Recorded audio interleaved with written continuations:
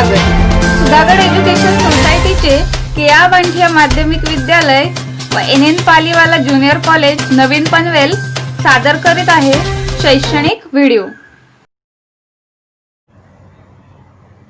Hello students, our subject is Science and Technology, Part 1st, Chapter 1st, Laws of Motion.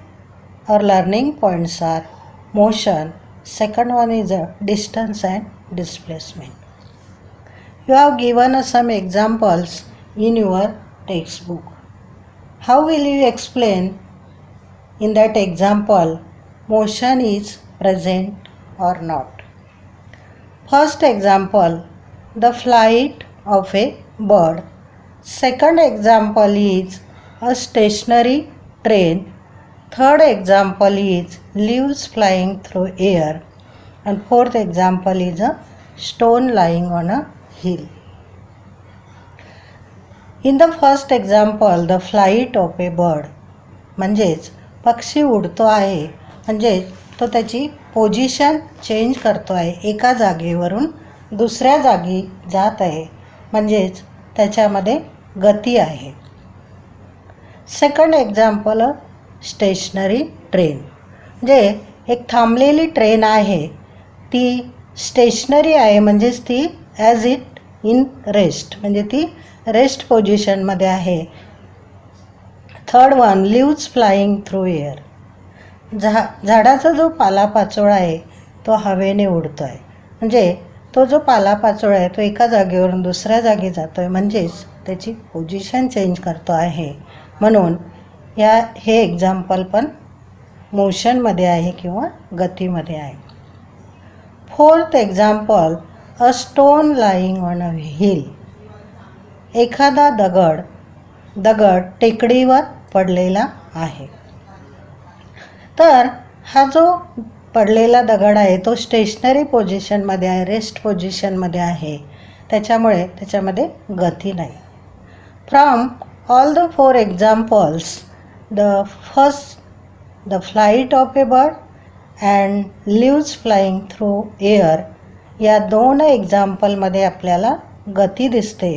Remaining two examples are in a rest, म्हणजे उरलेले जे दोन example आहे stationary train आणि stone lying on a hill, हे rest पोझिशनमध्ये आहे किंवा स्टेशनरी पोझिशनमध्ये आहे. Next, definition of a motion. आता definition of a motion, if the position of an object changing, जर एखाद्या ऑब्जेक्टची पोझिशन चेंज होत असेल with respect to its surrounding, त्याच्या सभोवतालच्या सापेक्षतानुसार त्याची एखाद्या ऑब्जेक्टची पोझिशन चेंज होत असेल, then it is said to be in motion, तेव्हा तो ऑब्जेक्ट मोशनमध्ये असतो, गतीमध्ये असतो. Otherwise it is said to be at rest. आणि जर तो आपल्या सभोवतालच्या सापेक्ष एखादा ऑब्जेक्ट जर पोझिशन चेंज करत नसेल तर तो रेस्टमध्ये आहे किंवा स्टेशनरी पोझिशनमध्ये आहे असं आपण म्हणतो. Motion is a relative concept. आता motion is a relative concept म्हणजे ते जे आहे मोशन, ती एक सापेक्ष कल्पना आहे. तर पुढच्या एक्झाम्पलने आपण ते क्लिअर करूया किंवा त्या एक्झाम्पलने ती कन्सेप्ट आपण क्लिअर करूया. तुम्ही बसमध्ये बसलेला आहात आणि बस मोशनमध्ये आहे किंवा बस ही गतीमध्ये आहे आणि तुमच्या समोरच्या सीटवर बसमध्ये तुमचा मित्र बसलेला आहे आणि बस ही गतीमध्ये आहे. तुम्ही आणि तुमचे मित्र एकमेकांच्या तुलनेमध्ये स्टेशनरी आहात, स्थिर आहात. पण बाहेरून बघणाऱ्या रस्त्यावरून एखाद्या व्यक्तीने जर बघितलं तर त्याच्या तुलनेमध्ये ते बस बसमध्ये बसलेली माणसं आणि बस ही मूव्हिंग आहे असं त्याला दिसतं. सेकंड एक्झाम्पल, आपण पृथ्वीवर राहतो आणि पृथ्वी ही स्वतःभोवती फिरते आणि सूर्याभोवती फिरते. पण आपण बघतो की सूर्य उगवतो, सूर्य मावळतो. पण आपल्याला असं वाटतं की सूर्य फिरत आहे, परंतु आपणच त्याच्याभोवती फिरत आहोत, कारण पृथ्वी त्याच्याभोवती फिरत असते.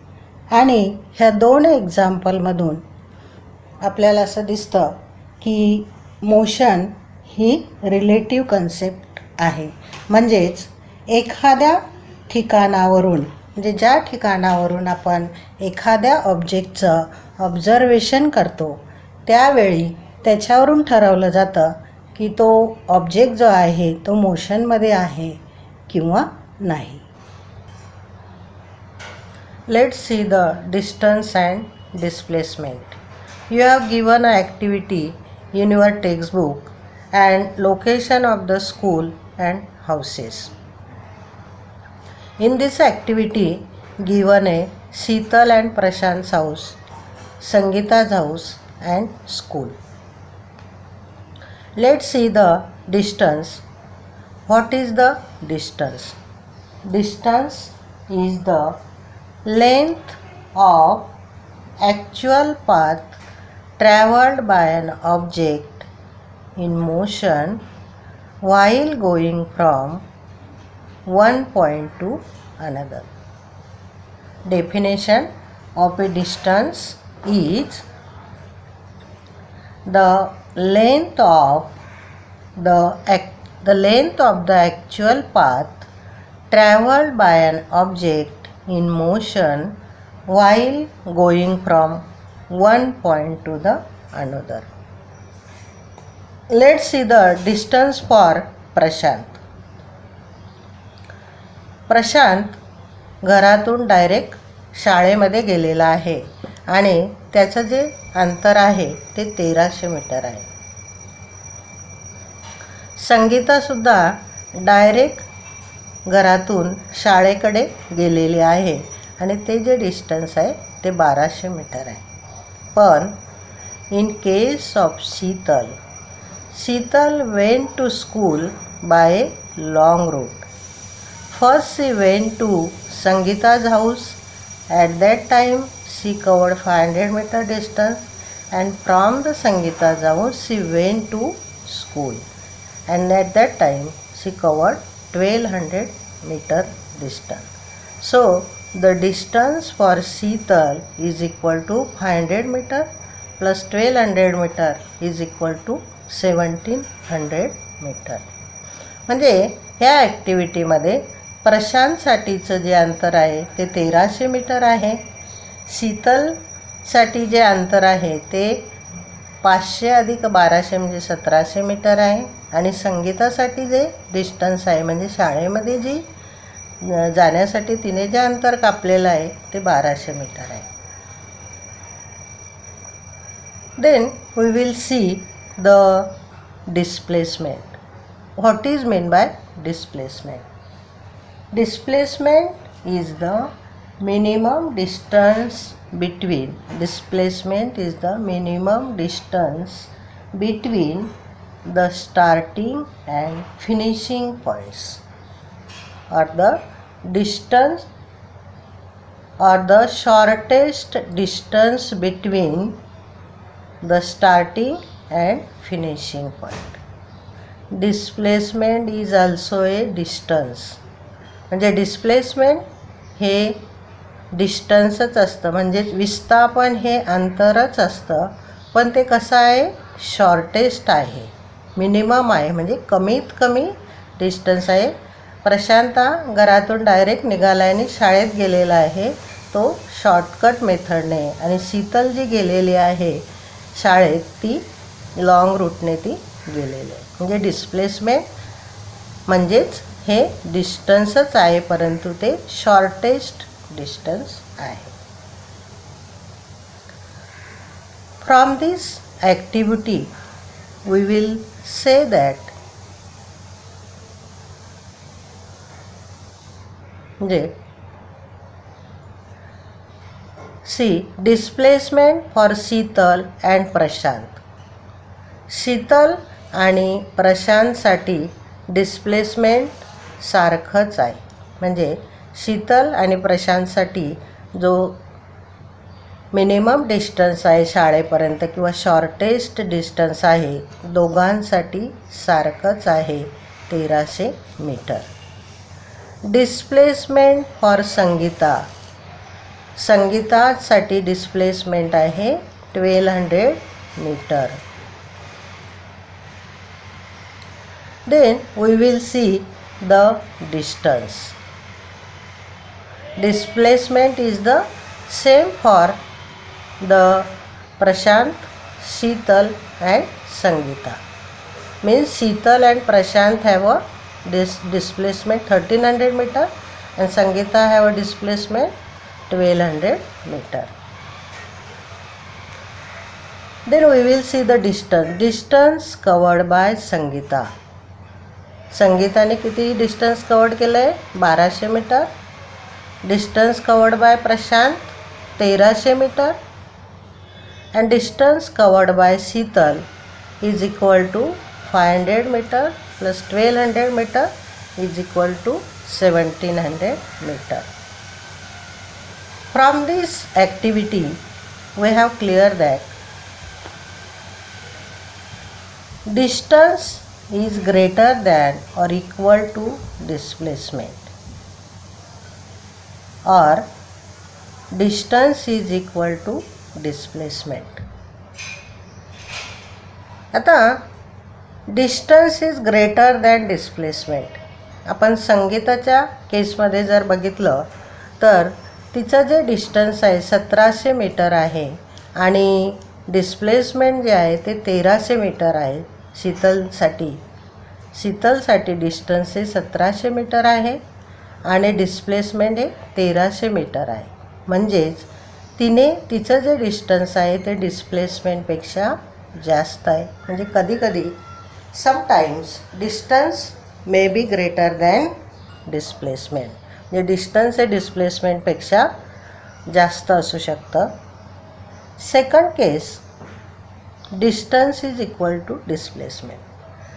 तर in case of Prashant and Sangeeta, in case of Prashant the displacement is equal to distance. म्हणजे प्रशांतच्या केसमध्ये जेवढं त्याचं डिस्टन्स आहे तेवढंच त्याचं डिस्प्लेसमेंट आहे. म्हणजे सेकंड याच्यामध्ये आपण म्हणू शकतो distance is equal to second पॉईंटमध्ये आपण म्हणू शकतो की distance is equal to displacement. In case of संगीताच्या बाबतीत पण असंच आहे की तिच्यासाठी डिस्प्लेसमेंट आणि डिस्टन्स हे दोघंही सारखं आहे. Distance is equal to displacement. We will see the difference between distance and displacement. तुम्हाला एक्झाममध्ये डिस्टन्स आणि डिस्प्लेसमेंट यामधला डिफरन्स 2 मार्कासाठी विचारला जातो. First we will write the definition of a distance. Distance is the length of actual path travelled by an object in motion while going from one point to another point. Unit of a distance in SI system. SI means System International. तर SI सिस्टीममध्ये डिस्टन्सचं जे unit आहे ते metre आहे आणि CGSमध्ये centimetre आहे. Distance ही scalar quantity आहे. Scalar म्हणजे काय? What is mean bye scalar? The quantity which having a only magnitude. म्हणजे फक्त त्याला मॅग्निट्यूडची गरज असते, त्याला स्केलर क्वांटिटी असं म्हणतात. Distance is greater than or equal to displacement. म्हणजे डिस्टन्स हे डिस्प्लेसमेंटपेक्षा जास्त असतं किंवा दोघांची व्हॅल्यू सारखीच असते. आपण बघितलं की शीतलसाठी जे डिस्टन्स होतं ते वेगळं होतं आणि डिस्प्लेसमेंट वेगळं होतं. म्हणजे डिस्प्लेसमेंट तिच्यासाठी 1300 मीटर होतं आणि डिस्टन्स 1700 मीटर होतं. म्हणजेच डिस्टन्स हे डिस्प्लेसमेंटपेक्षा मोठं असतं किंवा बरोबर असतं. Displacement. Definition of a displacement is the minimum distance between the starting and finishing point. Unit of a displacement, same unit. Distance and displacement have a same unit. दोघांसाठी unit हे सेम आहे. In SI system meter, in CGS centimeter. But displacement is a vector quantity. पण displacement हे काय आहे? Vector quantity. म्हणजे डिस्प्लेसमेंटमध्ये आपल्याला दिशा किंवा डायरेक्शनची गरज असते. The quantity which having a magnitude as well as direction. म्हणजे displacement is a minimum distance between starting point to finishing point. इथे आपल्याला डायरेक्शनची गरज असते. Displacement is equal to the distance. Displacement हे डिस्टन्स बरोबर असतं, दोघांची व्हॅल्यू सेम असते, और 0 किंवा डिस्प्लेसमेंट हे 0 पण असू शकतं. आता with the help of some examples we will find out the distance and displacement. In first example, every morning Swarali walks round the edge of a circular field. म्हणजे प्रत्येक दिवशी स्वराली या सर्क्युलर पाथभोवती ती वॉक करते, चालत जाते आणि which having a radius 100 metre. या सर्क्युलर पाथची रेडियस आहे 100 metre. If she starts from point A and takes one round. आणि ती ए पॉईंटपासून चालायला सुरुवात करते आणि एक राऊंड पूर्ण करते. How much distance has she walk and what is her displacement. तर त्या सर्क्युलर पाथभोवती ती रोज एक राऊंड मारते आणि ते पूर्ण करते. तर त्याची आपल्याला रेडियस दिलेली आहे 100 मीटर आणि आपल्याला फाइंड आउट करायचं आहे की तिचं डिस्प्लेसमेंट किती आहे आणि डिस्टन्स किती आहे. हा जो सर्क्युलर पाथ आहे म्हणजे ही सर्कल आहे, तर या सर्कलची रेडियस आपल्याला 100 मीटर दिलेली आहे आणि याचं आपल्याला डिस्टन्स काढायचं आहे. तर डिस्टन्स काढण्यासाठी आपल्याला या सर्क्युलर पाथचं अगोदर सर्कम्फरन्स काढावं लागेल. तर how will find the circumference. See there is a formula of a circumference is C is equal to 2 pi R. पाय व्हॅल्यू ऑफ ए पाय इज 3.40 और 22/7. C is equal to 2. Substitute the value of pi 3.14 and radius is 100 meter. C is equal to 2 into 3.14 into 100. C is equal to 2 into 314. C is equal to 628 meter. The distance of a circular path is 628 meter. What will be the displacement? Swarali walks round from point A and return to back the point A.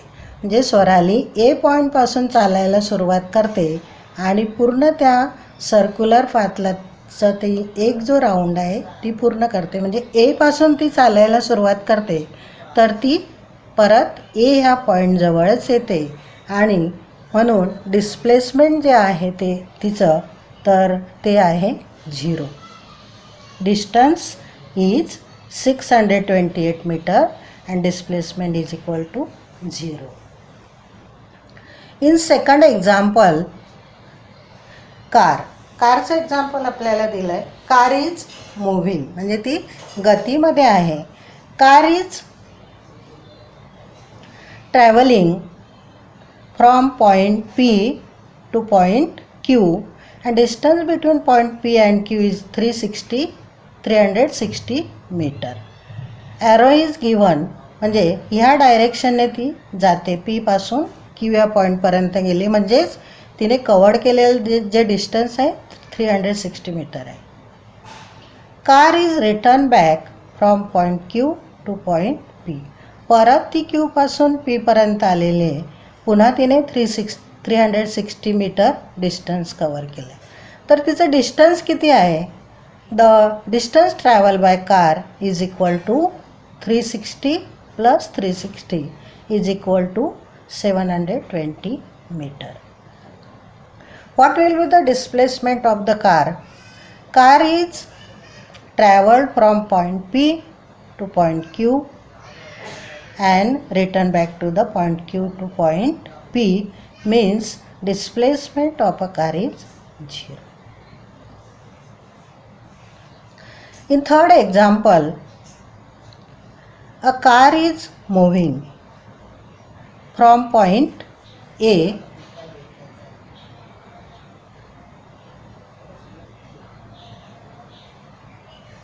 car is moving from point A to point B and from point B to point C.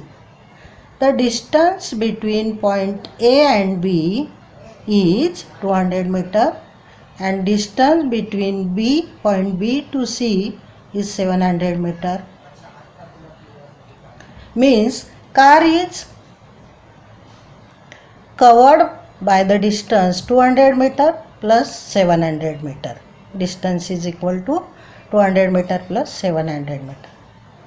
Car is returned back from point C to point B. The distance is 700 meter. And from point C to point B, car is stopped at point B. म्हणजे car ए पासून बी कडे गेलेली आहे, travel करते.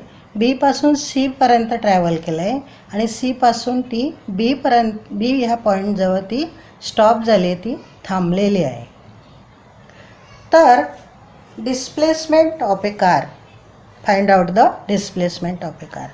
तर distance तिचा आहे 200 metre अधिक 700 मीटर. पुन्हा ती सी पॉईंटपासून बीपर्यंत आली 700 मीटर आणि त्याचं डिस्टन्स आहे 1600 मीटर. Displacement is 200 metre. म्हणजे कार इथे थांबलेली आहे त्यामुळे तिचं डिस्टन्स 200 मीटर आहे. थँक्यू. आपले हक्काचे मराठी चॅनल रायगड ओवी न्यूज चॅनल, सदैव आपल्यासोबत. रायगड ओवी न्यूज चॅनल नेहमी पाहत रहा. लाईक करा, सबस्क्राईब करा आणि बेल आयकॉनवर क्लिक करायला विसरू नका.